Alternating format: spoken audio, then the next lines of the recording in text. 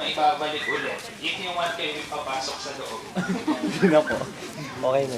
Salamat. Ay, grabe. Ang laki na.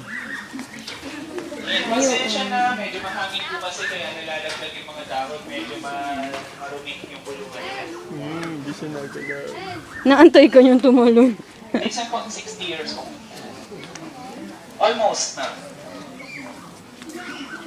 Nasaan na? Ayun. Wala po, hindi niya po na-apply eh. Hindi po kasi siya makalabas.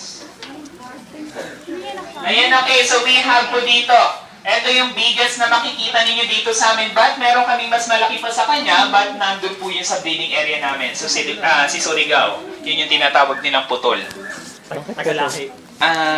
Putol, parang yun po kasi katunog ng kibul. Tawag kasi dun sa kanya kibul sa Surigao. So dito naman, pinangalanan ng putol naman. Ayan, okay. So this one po, 17 feet, 60 years old. Almost same size ng skeleton na nandun sa lobby. At every meal, yung mga big crocodiles dito like that one, they consume 5 kilos of meat every meal. 5 kilo po every meal, but we feed them nga only twice a week lang yan. Usually po dito, we feed them, it's either chicken or pork lang po. But any kind of meat pwede naman. Then if you want na makakitang kumakain na crocodile, ayan, we accept if you want to donate 1 leg.